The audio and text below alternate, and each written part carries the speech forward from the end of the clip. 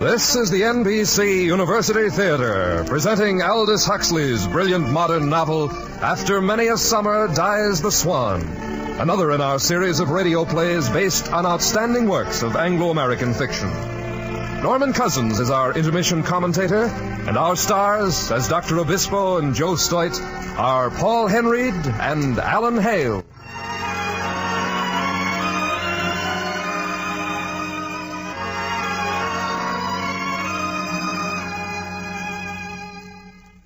The grandfather of Aldous Huxley was a man who was one of Britain's most famous scientists. A man who believed that science and advanced human knowledge would bring peace and understanding to the world. His grandson, in turn, passed through a stage where, in a series of witty novels, he attempted to prove that to believe in almost anything, including science, was a form of delusion. With the passing years, of course, Huxley's philosophy has undergone great change and development. But in all stages, his writing has been sharp, destructive of pretense and stupidity, and amusing. In After Many a Summer Dies the Swan, Huxley views a portion of the American scene, views it through the eyes of a balding, middle-aged English scholar named Jeremy Portage, fresh from the literary atmosphere of London, and slightly bewildered by the strange new world of California in which he suddenly found himself one day in 1939.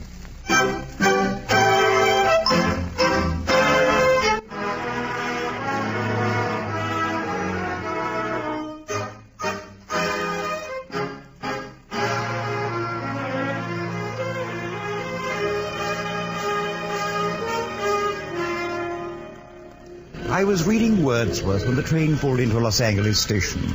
Not that I'm overly fond of Wordsworth, but my instructions were to search for a tall chauffeur in a grey uniform, and, I presume, his were to track down a middle-aged Englishman carrying the poetical works of William Wordsworth. Mr. Portage, sir? Welcome, Los Angeles. Oh, Mr. Stoit, chauffeur? That's right, sir. I'd have known you by your voice even without that book. Ah, yes, my voice. Why is it that in America I've only to ask for a cup of coffee to draw gales of laughter? Quite provoking. I beg your pardon, sir? Oh, never mind. If you'll collect my box at the window, we'll be off.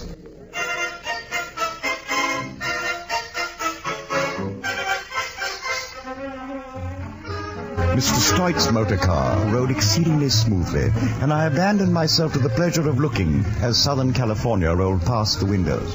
We were traveling westward, and the sunshine lit up each building and sky sign as though with a spotlight. The billboards were most emphatic.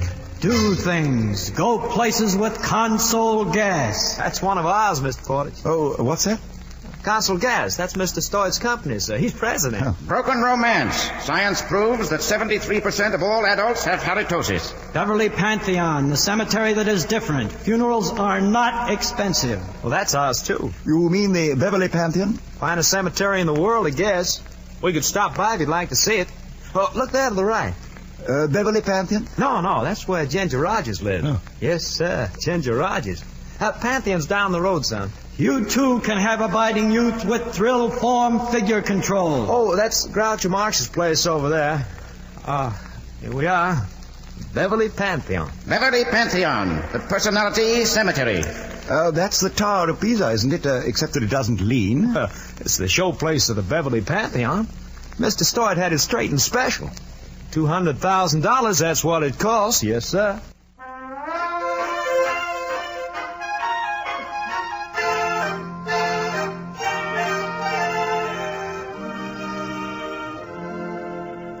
We went through a whirlwind tour of the Beverly Pantheon. Everything. The pet cemetery, the poet's corner, the black marble vestibule of ashes leading to the super-modern oil-burning mortuary furnace, and finally, the Pantheon itself. And over all, the inescapable crooning of the perpetual Wurlitzer automatic organ. This new heaven of the Beverly Pantheon seemed to promise all the more conventional delights, with the added joys of everlasting tennis, eternal golf, and millennial swimming.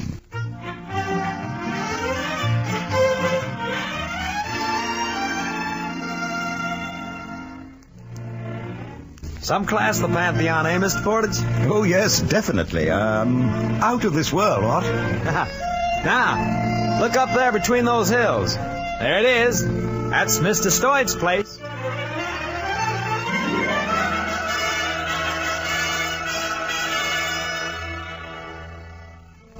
On the summit of the bluff, as though growing out of the rock, stood a castle. The thing was Gothic, medieval. Medieval not out of historical necessity like the castles of France and Germany, but out of pure fun and wantonness. Platonically, one might say. It was medieval as only a witty and irresponsible modern architect and engineer is equipped to be.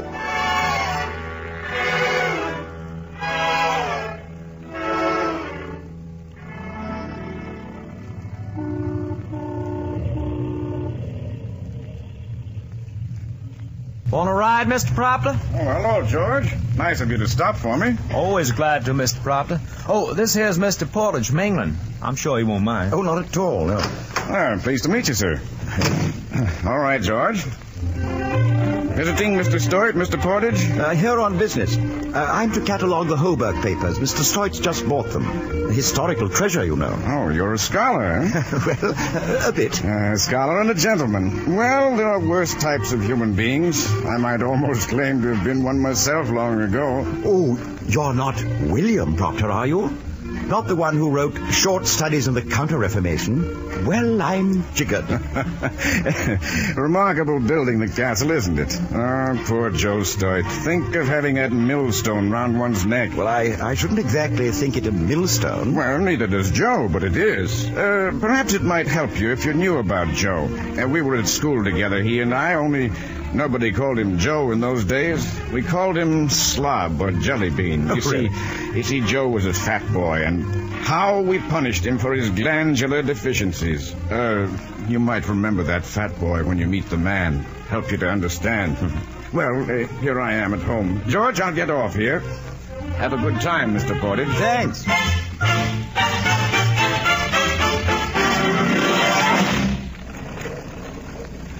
Mr. Portage, my name's Stoit. Joe Stoit. Oh, I'm... Well, you're older than I thought. With a sere and withered leaf, you know, one sinking into... Well, what's your age? 54. Only 54? How do you do with the ladies? Mon beau printemps et mon été ont fait... Well, what's that? There's no use talking foreign languages to me. You ought to do those old papers, aren't you? What the devil's the name of them? I just bought them. The Roebucks or... Hoburg. Oh, yeah, that's right. What were you saying about women when you started that foreign stuff on me? One was implying it was normal for one's age. Well, what do you know about what's normal at your age? You go talk to Dr. Obispo about that. Dr. Obispo? He's on salary. He knows everything about a long life. You want to see the castle? Well, that's very kind of you. I've already seen your burial ground. What? What's that? My burial ground? What the devil do you mean? Well, I understood. Well, that is that you own the Beverly Pantheon. Oh, that. Well, don't say that again. I got bum arteries, you know, and I can't get excited. Obispo warned me. Well, come on. It is a large castle, isn't it? 20 stories. We'll get down to the hospital now. The Stoit Hospital for Children. They call me Uncle Joe. They do? Yeah, poor kids. Makes me feel like I'd kind of like to cry. And by the way, Mr. Portage. Oh, have you got a religion? More or less. The late Mrs. Stoit was very religious. She taught me a slogan. God is love. There is no death. Good one, huh? There is no death. Well, I think, yeah. Used to be a text over my bed when I was a kid. Orange letters on a black cardboard. It is a terrible thing to fall into the hands of a living God. Different, isn't it? Now, what the devil made me bring that up? Well, never mind. The blazes with the hospital. We'll go up to the roof. I got a pool up there. We'll have a swim before dinner.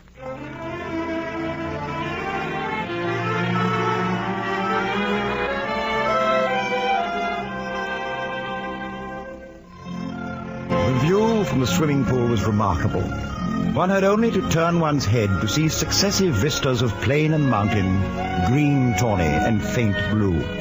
If one turned the other way, one saw Miss Virginia Monsable poised on the diving board. Miss Monsable was, well, the chauffeur informed me she was a particular friend of Mr. Stoit's, and in his friends, Mr. Stoit was particular. For she was, well, she was excessively beautiful with not much bathing dress to conceal it. Uncle Joe, you're feeling kind of good. Oh, feeling fine, baby. Doesn't the sun feel good? Oh, Ginny, baby, I'd just like to eat you. I'm tough. A little tough kid. But you bring old Baldy here for, Uncle Joe? Oh, to catalog some old papers I bought in England. He looks funny, doesn't he? Floating around the pool like an old Buddha.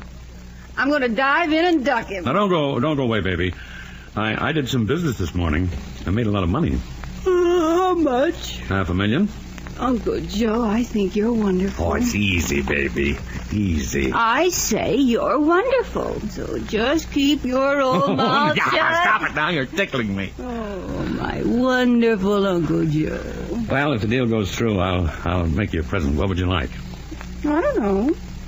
I never really want things bad. Uncle Joe, I don't think I want anything. Oh, that's what I like about you, baby. No, I don't want anything. Don't you, Virginia? Well, I do. Obispo! Don't pussyfoot up like that. I don't like to be startled. I don't like it at all. Not at all. Mr. Stoight, I don't advise you working up a temper. Anger is a poison, my friend, and not a slow one. But if you want to shorten your life instead of lengthen it... All right. What do you want, Doctor? To be precise, I want to inject 1.5 cubic centimeters of this stuff in the great man's gluteus medius. So off with you, Virginia. Oh, Sig, you're an old meanie. Hop along, Angel. Think you're Tyrone Power or something, don't you? Ready for the injection, Mr. Stoight? Obispo, I don't like the way you talk. I suppose you don't. It makes your blood boil. But when your blood boils, your blood pressure goes up, and... well, you can't afford to be angry with me. Obispo, I put you on your feet after that last stroke, Mr. Stoight. Without me, perhaps next week, the week after, within the year. Don't talk like that. I don't like it. But if I continue my research, perhaps 10 years more for you, or 20, or 30, or even... well, there is no guessing about that. Oh, you think there's a chance, Obispo? You really think that... That, my friend and benefactor, time will tell. Ready now for the injection? Roll over.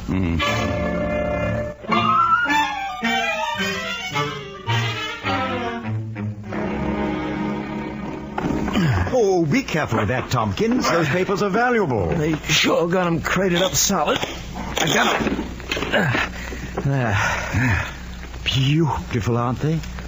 Hundreds of years. Hobart after Hobart. Knights, barons, earls, records, letters, papers, never catalogued. Look here. 1576. Yes, sir, that's right. Mr. Portage, I'll be going if you don't mind. Joe, here's something. A copy of the Marquis de Sade. Oh, I've never even seen one. Gracious, what an imagination. Delicious. Yes, sir. Just call me when you want them other cases open. Hello, Dr. Bismarck. Hello, Tompkins. Don't let me disturb you. I said don't let me disturb you. What? My name's Obispo, Dr. Sigmund Obispo, physician in ordinary to His Majesty King Stoight I. Oh, yes, I saw you at the pool. Quite a stack of words you got here, eh? What a drivel. A string of words, religion. Another string, philosophy. I don't know how you liberal artists stand it. Don't you pine for some sense once in a while? It's a great deal of fun, you know. Just scrabbling about in the dust heaps. Mustn't worry about the meaning. Well, you're frank anyway. Most of the PhD boys are blasted snobs. At least you admit you're in your racket just for fun. That's what I'm in mind for. Say, is that book the Marquis de Sade? Well, matter of fact... It is.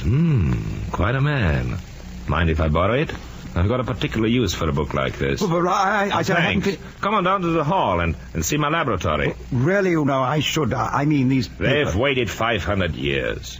Come on. Well, I suppose they can wait. Longevity is my racket. I wouldn't be able to follow it if I was in practice. Level of a nuisance looking after patients. That's why I've fastened on to Joe Stoight. Oh, he's concerned with longevity? Concerned? The old goat is scared silly. It's a panic with him, fear of death. And I've been living on that panic for 5 years. It's a researcher's paradise. I've got everything I need with old Joe thrown in as a guinea pig. Cooperative, Yes, he's ready to submit to anything, provided it gives him some hope of staying above ground a few years longer. Oh. Interesting thing, old age, isn't it? Why should dogs be senile at 14 and parrots alive and kicking at 100? Or a fish live to 200 without signs of senility, while poor Joe's Stoight... here we are. Fragrant, eh? It's our mice. We've got nearly 1,000 of them. Hello, Doc. Oh, my assistant, Pete Bone. Pete, this is Mr. Portage. Oh, glad to meet you, sir. Oh, pleased to meet you. Pete's a bright boy. Here, look at these mice, Portage. Lively, aren't they? They're shot full of what I poured into old Joe this morning. Not that the old devil needs it with young Virginia I'll around. go get the diet sheets, Doc. Well, put my foot in it again. I beg your pardon? Poor old Pete. He's fantastically in love. Thinks our Miss Monsiple's like something in Tennyson. You know, chemically pure. Well, if it makes him happy, I won't spoil it. Speaking of Uncle Joe, take a look at this. Fish, by Jove. And what fish? Joe had them stolen from an estate in Europe. They've got rings in their tails, dated 1761. 1761? Those carp are nearly 200 years old. Perfect health. No reason why they shouldn't live another 3 centuries. Incredible. There's something about the flora in the intestinal tract of those fish. Something that kills the poisons that produce senility. Something that... Rather a fountain of youth. Go ahead. Laugh, friend. Laugh. But we are working on the operation. It will transfer that something from the carp to, now we are working on mice. After that, larger animals.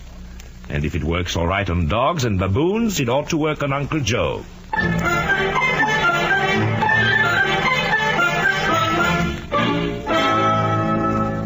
We had dinner in the small dining room. It was the sort of place you think of when you hear the word cafe, with original Fra Angelico murals on the walls for a spiritual touch. Mr. Stoit was with us, and Miss Monsible.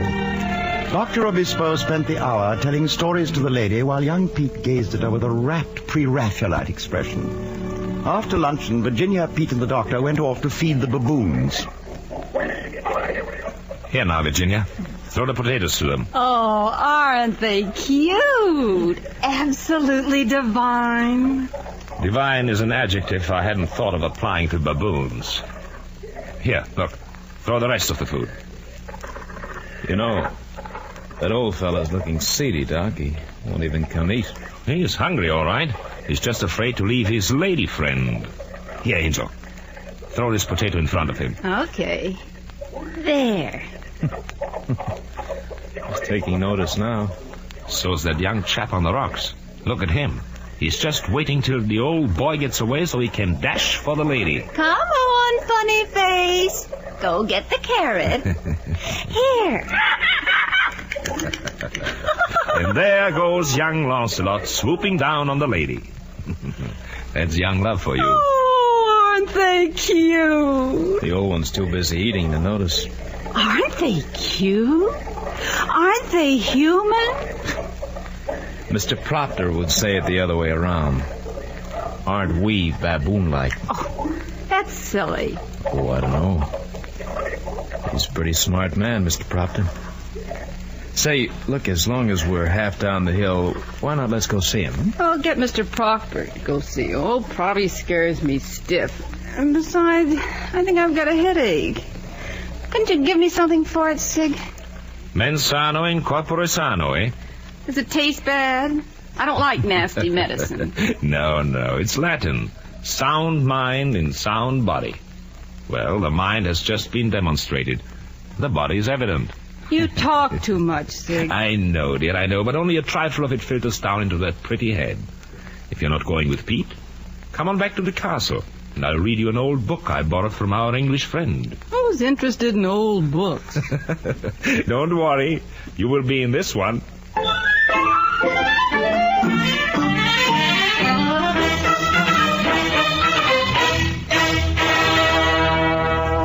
Well, Mr. Portage, did you meet the ogre of the castle? I remembered about Jellyberry. That made it easier, Mr. Proctor. Oh, poor Joe. I remember even at school he was the kind of fat boy who bluffs it out, fights back, buys popularity with ice cream, and believes it when they say he'll go to hell. Poor Joe. But that's life. And speaking of life, Pete, how's the work going? Oh, so. If you succeed, what happens? Why, life is prolonged. Yes, I know that, but I meant something else. Now, a dog, for example. Isn't that supposed to be a wolf that hasn't fully developed? Sort of unborn wolf? Well, yes, there is a theory like that. It's a tame animal because it doesn't have time to grow up to savagery, is that it? Sort of, yeah. But what will happen with man? What would he grow into if you lengthened his life? You know, Pete, time and craving. That's our life. Now, what are you offering us? Another 200 years of time and craving? Time, Mr. Proctor. Time for good. Well, time doesn't guarantee good, my boy. But you can fight for good, Mr. Proctor. We fought for good when I was in Spain. Yeah, and you'll find, Pete, that evil comes even out of those fights for good. But what do you expect people to do when they're attacked by fascists? Sit down, let their throats be cut? No, I expect them to fight. People generally do, and the results are generally disastrous. I should like them to try something more effective someday. But that's cynicism, defeatism. It's a thing I don't... Hey there, Proctor. Oh, here comes the Lord of Stoit Castle. Yeah, what is it, Joe? Why the devil can't you leave my man alone? Oh, which man, Joe? My estate manager. You've been bothering him about these blasted farmhands again. Now, what do you think you're doing, and what's the idea? The idea? Well, it's an old one, Joe. Your manager's treating those harvest hands like vermin, not like men and women. They haven't enough to eat. You're trying to make reds out of them. You're a lousy agitator. Well, I thought we were talking about eating. Now, I've put up with you for years, Bill, but you're making the place dangerous for decent people. I'll have you run out of the valley. I'll see that I'll see that... Oh, somebody get me a chair. Oh, wait a minute. Here you are, Mr. Stoit, sir. Thanks. Mustn't get angry. Obispo said so. Terrible thing. Terrible to fall into the hands of a living God. Terrible. What's the matter, Joe? Oh, nothing. I'm better. It's all right. I've got something to show you, Joe. Been meaning to. It's a sun motor. Runs my electric generator. What? What the devil do you... And why do you want to do that? Well, I'm trying to see how independent I can be from the city. A little Jeffersonian democracy. You're turning back the clock, Bill. You're going against progress. Am I? Well, don't worry about it, Joe. Oh, you're a crackpot, Bill. I guess you always will be. But remember what I said. You stay away from my manager. I'm the boss on my estate.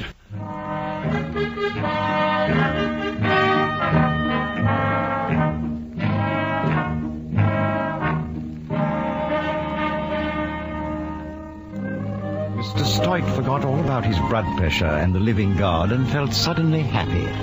It occurred to him that in spite of everything, Bill Proctor liked him. In a glow of good feeling, he went home to his castle and, straight to Virginia's boudoir. Oh, Uncle Joe. Uncle Joe. Oh, hello, baby. Glad to see me. Oh, Uncle Joe. Good afternoon, Mr. Stoit. Obispo, what are you doing here? I was worried by that calf of yours at lunch. That's why I came up here to catch you when you came in. I'm not going to let you get influenza if I can help it. Oh, is that it? Well, I feel fine. There's nothing wrong with me. I'd like to listen in. Open your shirt. You know, he's right, Uncle Joe. You wouldn't want anything to happen. Well, all right. Now breathe in deeply. Breathe.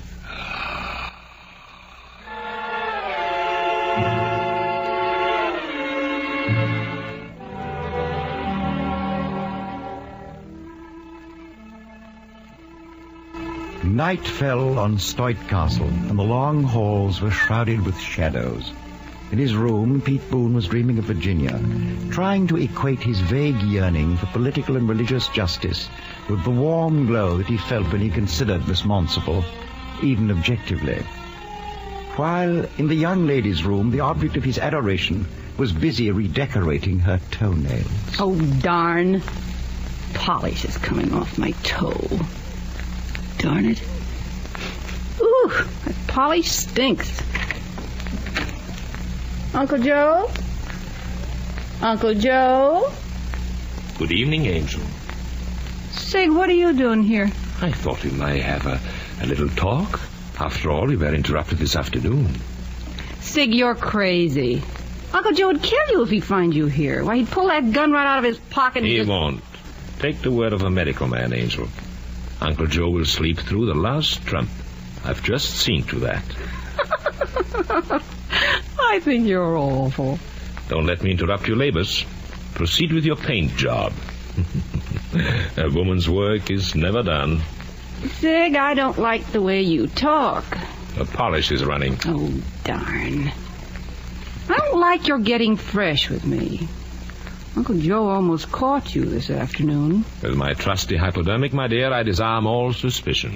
Yeah, but you're not even romantic or anything. You just laugh at me and you make dirty cracks. Well, it isn't even nice.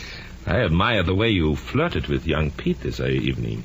Uncle Joe was hopping jealous of him. Poor Pete. Just wait till I get time for you. Mind your toenails. Ooh, you. Takes a professor of pharmacology to put an old buzzard into a coma with a few drops of this and that. I won't have you calling Uncle Joe a buzzard. Well, shall we say a senile, foul-smelling goat? Why, you dirty... Uncle Joe's a better man than you'll ever be. I think he's wonderful. You think he's wonderful. But all the same, in about 5 minutes, you'll be kissing me. What? Oh, you filthy, dirty, nasty... Look out, you're spoiling the polish on your toes. You just wait till I'm finished. I don't believe I will. You know that perfume of yours is strong enough to cut right through the stink of that polish. Darn you. Get away from me, you no good. Eugenia, I believe you're going to kiss me now. Oh, you rotten ape.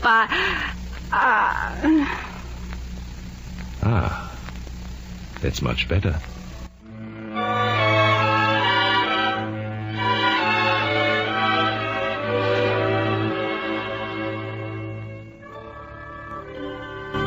And in the master bedroom, under a 25-foot mural of the crucifixion of St. Peter by El Greco, the Lord of Stoit Castle slept with a revolver under his pillow and with fear sitting at his bedside. Crawling, damp fear. In his dream, the shroud flapped, and he heard the squeak of the screw as it clamped down the heavy lid of the coffin.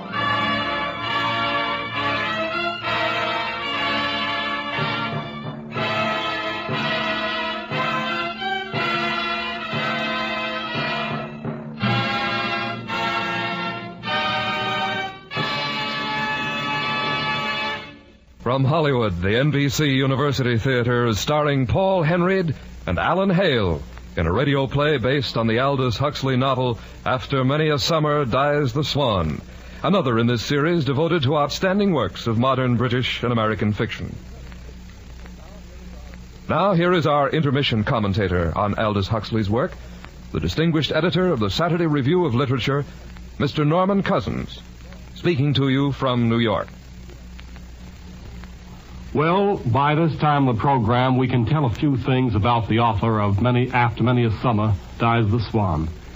It is clear from the dramatization of today's book that Mr. Huxley has a supremely well-developed imagination, an imagination nourished by a rich diet of wide knowledge and fortified by a keen and perceptive intelligence. We can tell that he has an uneasy and compelling curiosity about life and people, and that this curiosity leads him far beyond the established frontiers of science, though he comes from too eminent a family of scientists and trained thinkers not to know exactly where that frontier begins, or rather ends. We know that Mr. Huxley is serious about life in general, and we know that he has a good deal of fun with human beings in particular. We know that he has a talent for impish satire, that he loves to fashion full-length distortion mirrors of people, hoping perhaps that they will undergo a sort of shock of recognition to enable them not only to understand themselves, for understanding without purpose is like building materials without the architect's blueprints, but not only that, but to develop a sense of values about life that can give real meaning to human history. Like H.G. Wells, Huxley sees the novel as the effective means of dramatizing ideas, and he has written novels of ideas in the best sense of the term. Ideas that give you a chance to break away from stereotypes in thinking and from the absurd notion that in our own time, civilization has reached its pinnacle. In reading Huxley, and here I commend you especially to Point, Counterpoint, and Ape in Essence, you know that he has absolutely no doubts about the ability of human beings to make science and the machine obey their most fantastic wish.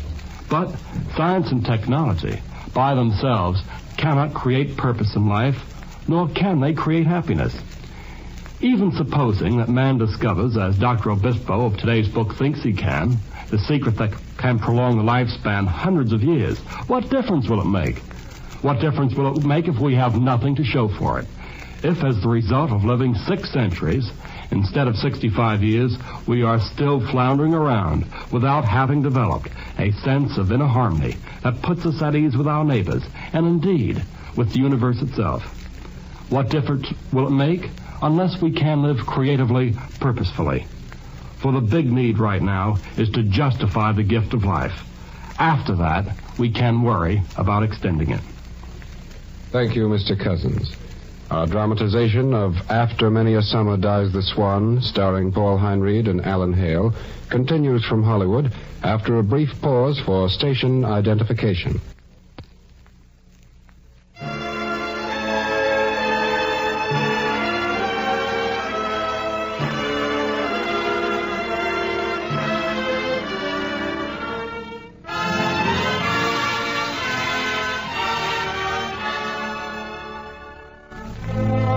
Muddling through the Hoburg papers was completely fascinating. The 5th Earl of Gonister, about 1789, writes as follows.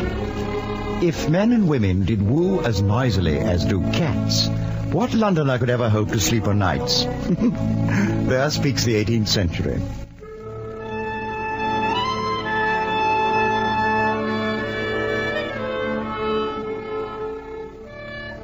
But in the 20th century, life in Stoit Castle came rapidly to a rolling boil. The baby, Miss Monstable, had that inward dreamy look of young ladies who discover that love does not necessarily go with the largest checkbook, while Uncle Joe became chronically ill-tempered due to jealousy of, oddly enough, young Pete. On the longevity front, Dr. Obispo swore constantly that soon we should all be living as long as crocodiles. But for those of us doomed to shuffle off the mortal coil, there is always the Beverly Pantheon, Joe Stoit president. And the total profit, Mr. Stoit, comes to over $500,000 for the 3-month period. Not bad for a boneyard, eh, Mr. Stoit? Don't talk that way.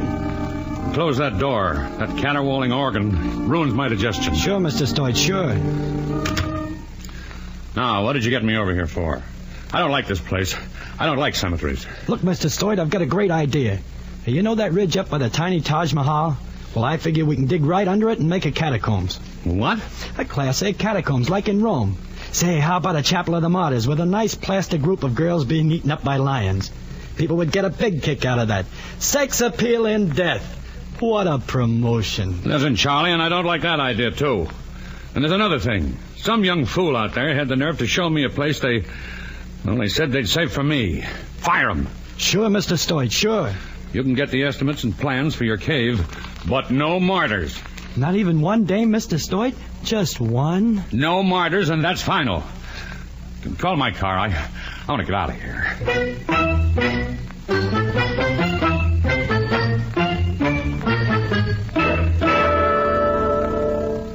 Hello, Joe. What brings you down among the peasants? Now, listen, Proctor. I want to talk to you. You know about people, don't you? In a way, Joe. Well, then you tell me about Pete Boone.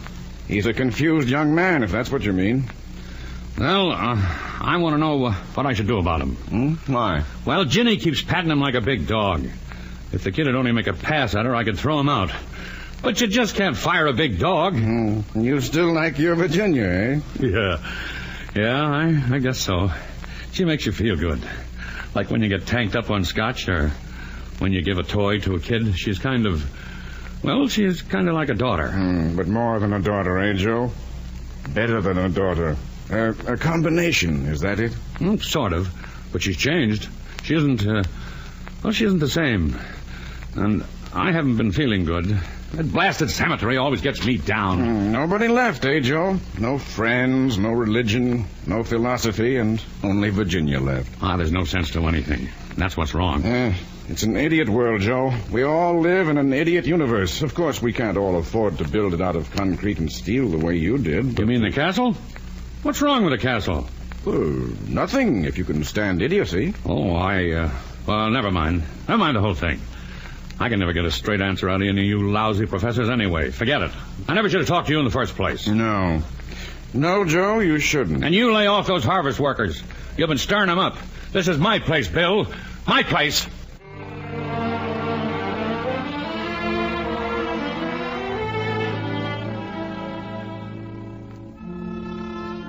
Working on the homework papers kept me busy during the day.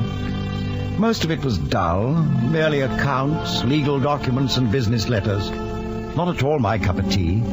But at 12 o'clock, I found the parchment-bound notebook belonging to the 5th Earl of Gonister.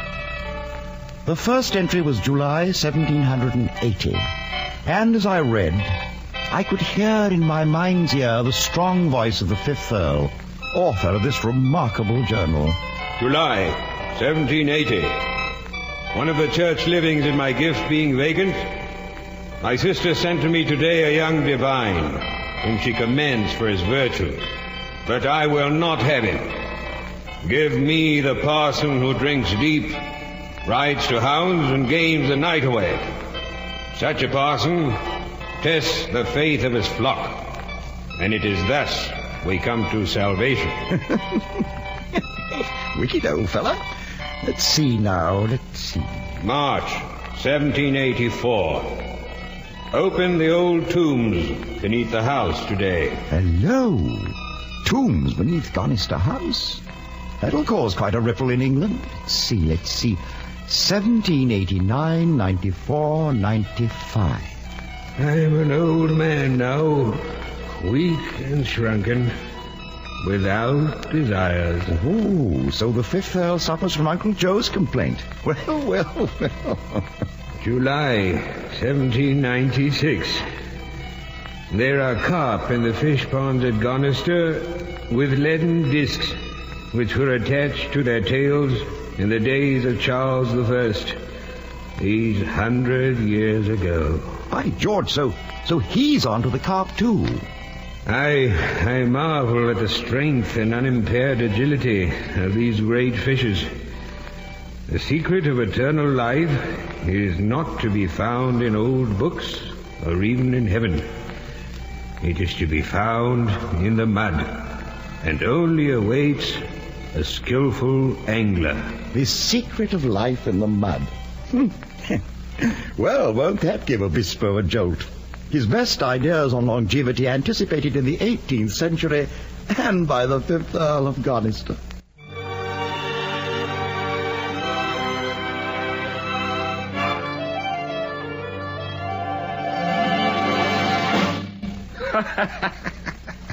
You mean some old fossilized Earl was onto the carp theory? Well, can you tie that? Oh, you're not annoyed? Why the devil should I be? Well, your theory, I mean, it's been anticipated. Let's hear more about the 5th Earl. You say he lived till 90? More than 90. 96 or 7. And, died in the middle of a scandal, what's more. Oh? What sort of a scandal? Well, he seems to have had a tendency towards, homicidal pleasures. Killed somebody? Not actually killed, just damaged. The old buzzard's line. The secret of life is to be found in the mud. That's almost a definition of science. I was up to 1796. The old chap was feeling pretty seedy. A pharmaceutical tragedy. I'll bet he could have been fixed up with a week of injections. But, get to that diary. Let's hear the old goat speak for himself. Oh, certainly. January 1797.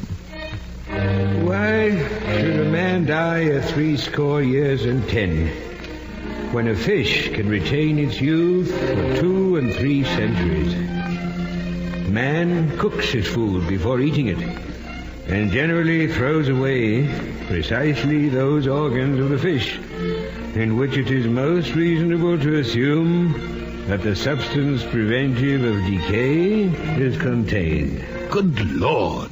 Don't tell me the old buzzard is going to eat raw fish guts. That's exactly what he is doing. Listen. My first 3 attempts provoked an uncontrollable retching.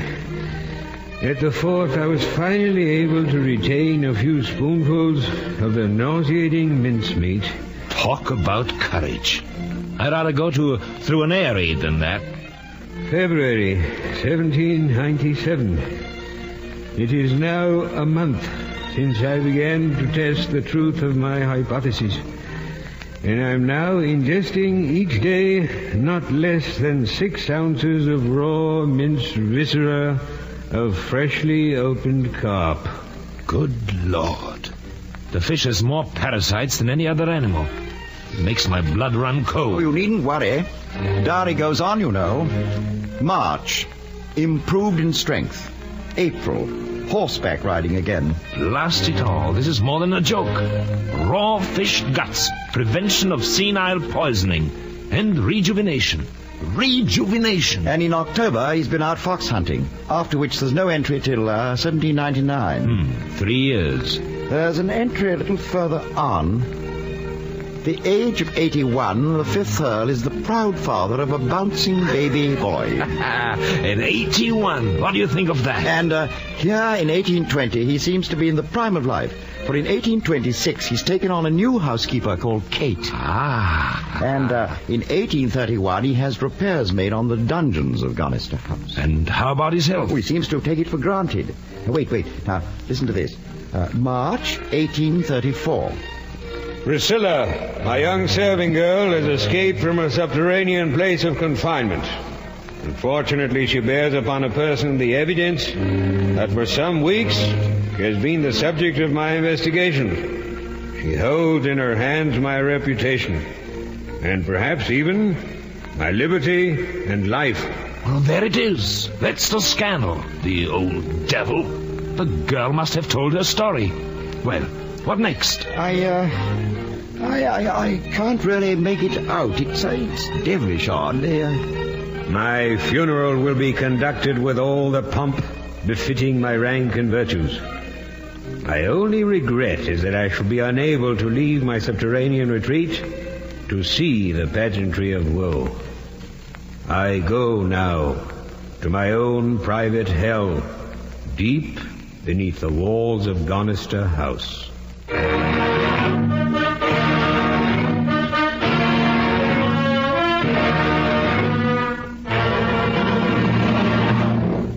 And that's all.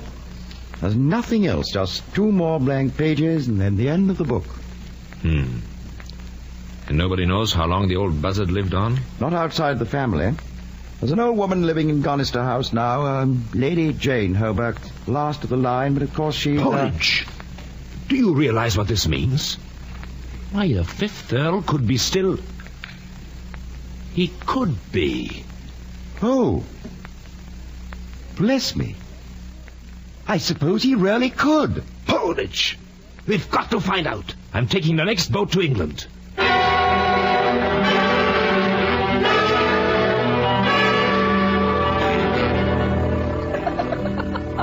Oh, Sig, you're crazy. You're absolutely crazy. Why are we going to England? It's a secret, Angel. I haven't even told Uncle Joe yet. But take it from me, we'll go. Well, I wish you'd go somewhere. I don't mean England. Harsh words, Angel. Well, I mean it. I don't like the way you act. I feel like I'm double-crossing Uncle Joe all the time. You are. Besides, I haven't been able to say my prayers. I don't like you, Sig. I don't like you at all. Still, there isn't much you can do about it, is there? You make up your mind that you hate me, don't you? That you won't speak to me again? Won't even look at me? Oh, Sig, go away. But you can't keep that promise, can you? You don't mean that at all.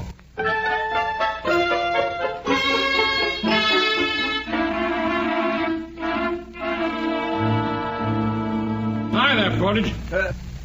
Yes, Mr. Story? Come on up to the roof with me. I want to talk to you. Oh, yeah, well, of course, yes.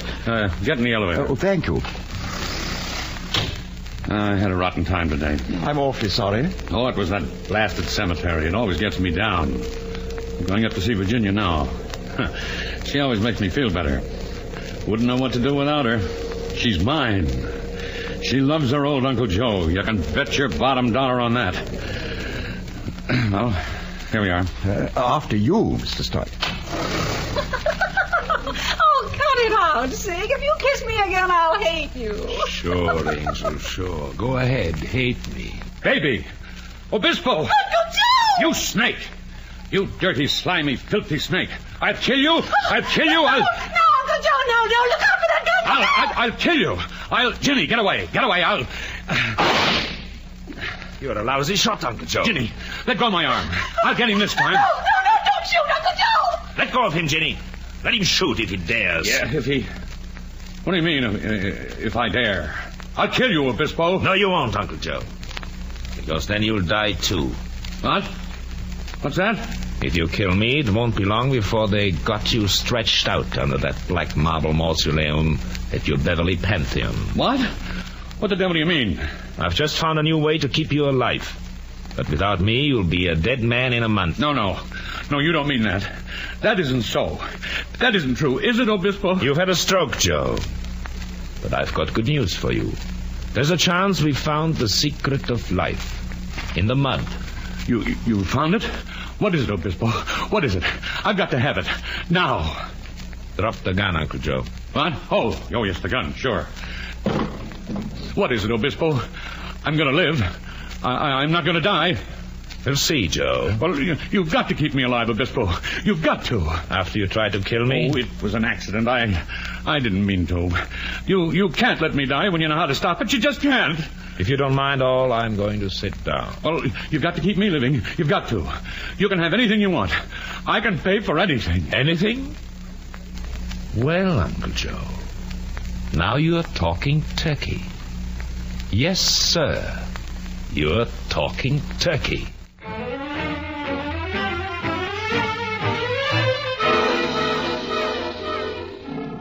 The Stoic private airplane whisked the party to New York, and then to Gander, Newfoundland, and to Shannon Island, and finally, the modern Chariot of the Sun set down rather roughly at Croydon Airport, London.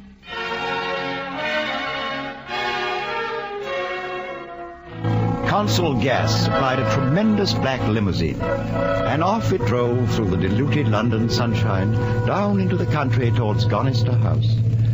Mr. Stoic sprawled under a fur rug in the back seat. He was on sedation by the doctor's order, so he slept fitfully as the car roared on. Dr. Obispo was at the wheel, while Virginia sat aloof on the front seat. I dreamed I dwelt in Marble Hall. Oh, shut up, will you, Sig? No fear, I'll wake Uncle Joe, honey. He's out like a light. Will you love me in December as you do in May? I could kill you. Why not? It's open season on doctors, but don't worry. Angel, we understand each other, Uncle Joe and I. We even understand about you. I dreamt I killed the golden goose that laid the golden egg. Stop it! What? What's the matter? What's wrong? She objects to my singing. Goodness knows why. I have a charming voice. Oh. What is it? Are we here? Right, Uncle Joe. Gonister House.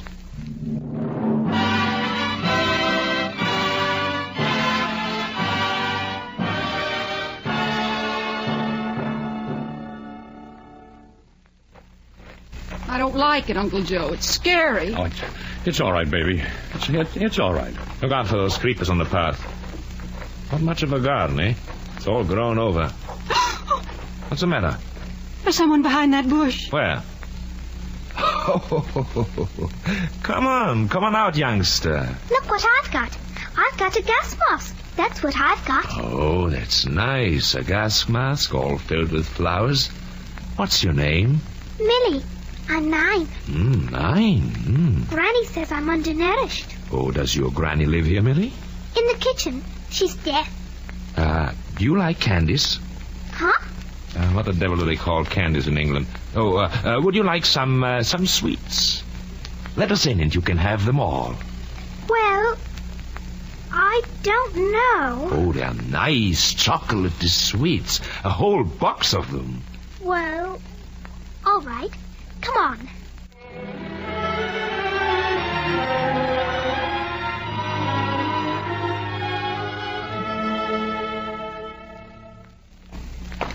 This way, sir. Right along this hall. I don't get this, Obispo. I don't understand why we're here. Why can't you tell me? Don't get worried, Uncle Joe. Obispo, can you prove absolutely there's no such place as hell? Can you prove the wrong side of the moon isn't inhabited by green elephants? Oh, no, seriously, though. Don't butter me with nonsense. Well, do you think hell is possible? Everything is possible. Millie, Yes, sir? where's the cellar door? No, What do you mean, no? Just show us the door to the cellar. I won't. I'm afraid. There's ghosts down there. You don't have to go. Just show us. If you don't, you shan't have any more candies, sweets. Give them back. I'm going to eat them all myself. They're good. Poor little Mary. She isn't going to have any more sweet chocolates. They're so good. I want my sweet. Not till you show us the door to the cellar.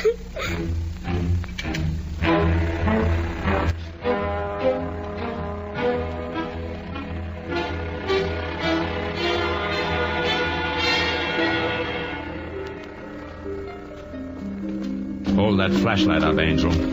I'm scared. Oh, this is crazy. I don't like this, Obispo. It's damp down here, and, well, I'm not well. You stick with us, Uncle Joe. And maybe we can fix it so you won't have to find out about hell. Wait a minute. There's a door. Well, is it locked? No, wait a minute. Come on. Oh, that smell. Not pretty bad. Come on. Oh, I don't like this. I don't like this at all. What do you think you're going to find down here? Stop being a sniveling baby, Uncle Joe. I'm not sure of anything. For all I know, you may die in 5 minutes. No, don't say that. Well, come on then. That smell's getting worse. It's all Around this corner. Keep that flashlight up. Here, give it to me. I'll go ahead. There's an iron bar door here. Wait till I get it in my focus. It doesn't quite...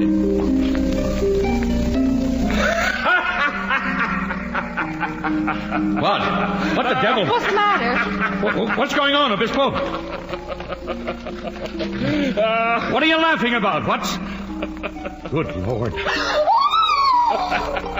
That, Uncle Joe, that's the fetal ape. What? For Lord's sake. What? My Harry, old Proctor, was right. It's an unborn ape that had time to grow up. Look at him, Uncle Joe. Here, look at him in the light. Look at him, Joe. It's still good. Look at his face. Matted hair, deep eye sockets, no eyebrows, and look at that forehead. Dirty, wrinkled, and that shelf of bone jutting out over his eyes. Look at him, Joe. Look at him scratch. Look at him, Joe, the fetal ape. But what is it? It's a man. Look at that ribbon across his chest. That's the Order of St. George. You're looking at the noble lord. They're the 5th Earl of Garnister. No. The 5th Earl of Garnister. 201 years old last January. But what happened to him? Just time. Time? He never died, so he had time. Time for a man, the unborn ape, to grow to be... It's the best joke I ever heard. It's absolutely the best. We don't have to experiment anymore. We know it works. What do you mean? You can start taking the stuff at once. No. Oh, yes. If you're willing to become like that, you can live forever. Well, what do you say, Uncle Joe?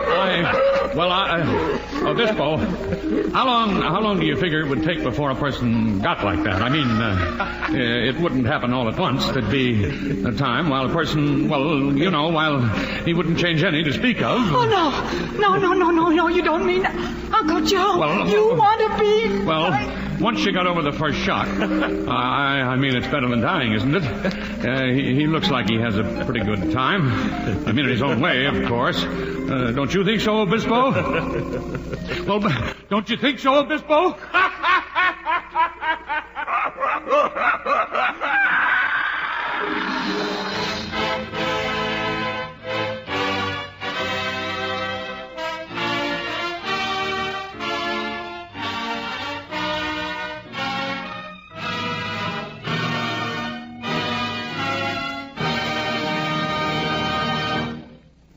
The curtain falls on our dramatization of the Aldous Huxley novel, After Many a Summer Dies the Swan, the 12th in this series of radio plays based on outstanding works of modern Anglo-American fiction. The adaptation for radio was written by Ernest Kenoy.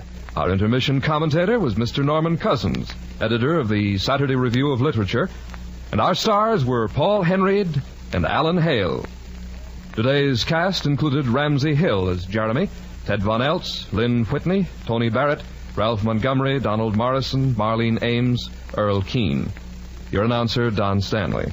Original music was composed by Albert Harris and conducted by Henry Russell. The production was directed by Andrew C. Love.